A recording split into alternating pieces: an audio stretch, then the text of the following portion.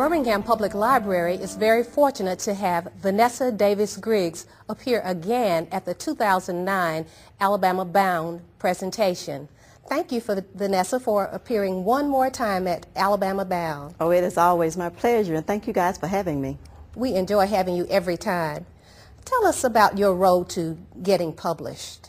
Well, interestingly enough, I was working for Bell South, and I had been there, had 18 years, and was doing very well, you know. In fact, in the process of almost being promoted again. And I just had this pull, this call. So here I am with all this service, and I end up walking away. When I walked away, it wasn't like I had a contract with a publisher or even had a book where you could say, I have a deal.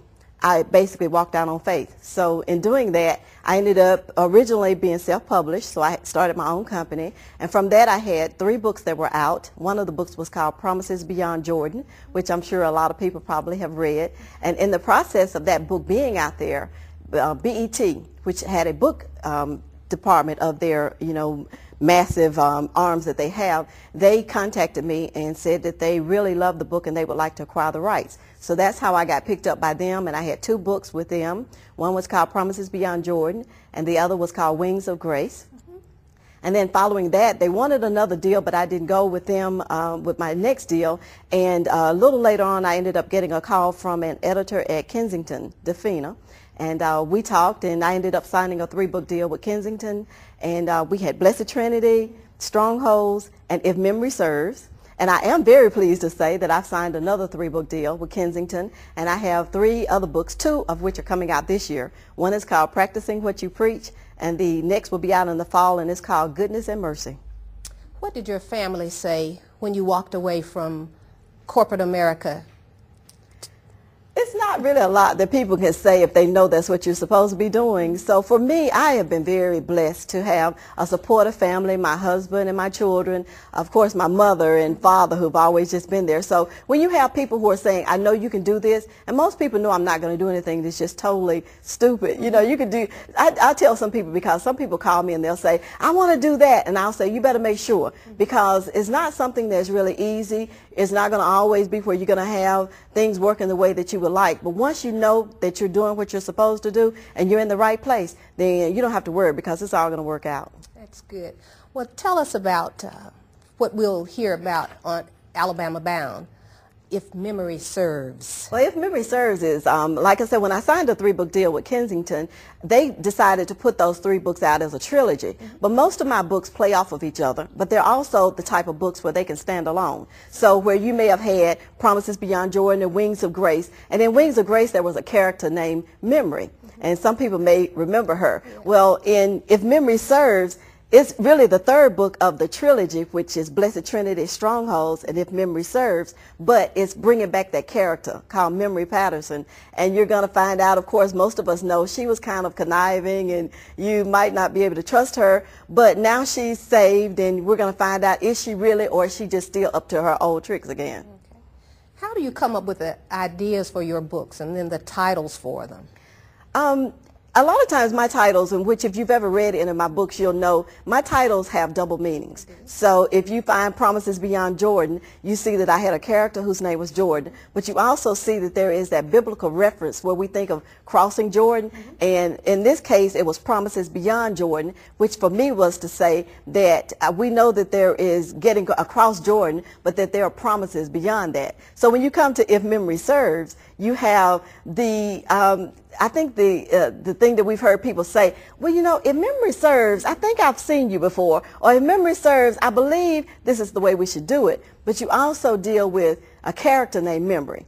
And then it's the thing of if memory serves. If she serves, how will she do? If she serves, how will it be? So you're finding out not only just Memory, but you're going to find other characters, George Landers. He's very popular, Pastor George Landers, and Johnny May, and they're going to be dealing with some problems that they're having. In fact, Pastor Landers has a major decision that he has to make, and it's going to take a lot of faith and a lot of prayer, and it's kind of nail-biting when you're reading it. So you're going to see those characters. And also I had a character in Blessed Trinity whose name was Charity, and Charity was having some issues. Both in Blessed Trinity and in Strongholds, you saw those characters. But you'll find out what was it that happened to Charity to cause her to have her issues. Okay.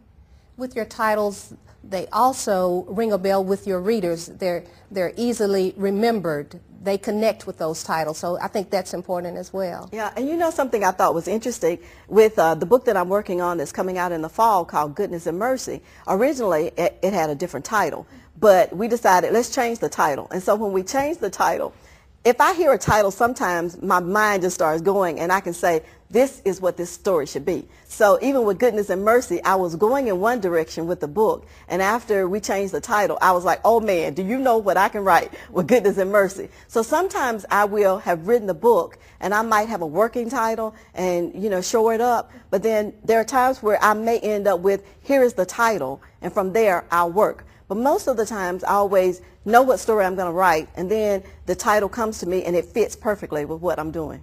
Well, it all ties in together and it definitely works well for you. You're such a prolific writer. How many books have you written? Well, at this time, with if memory serves, it's my 7th book, and the book that's coming out at the end of May will be the 8th book. And of course, then, like I said, I have another one that's coming out in the fall, and that's my 9th book. So I'm working a lot and I'm writing a lot. I have a lot of people that will email me and they call me, or various ways they'll get in contact with me, and they'll say something like, we can't wait for your next book. And sometimes I think, well, people may say, man, you're writing so many books, would you please slow down? But it's always exciting for me to find out that people are waiting for my books and they're anticipating. And I even had a lady to tell me, she said, I want you to know I'm planning to camp out at the bookstore on May 26th to make sure I get the new book. So it's exciting for me to know that not only am I doing what I feel like I'm on this earth to do, but that I'm blessing somebody and that they're really receiving it and they're looking for it. And I would like to say, not every book is for everybody. So for me, I would say, if you read my books and you like me, then that book was for you. But, you know, that's why we have so many different authors, so that you can pick what's good for you and what works for you. That's wonderful. So if you want to see Vanessa Davis Griggs in person, come to Alabama Bound at the Birmingham Public Library on Saturday, March 28th, 2009, and she'll be appearing about 10:30.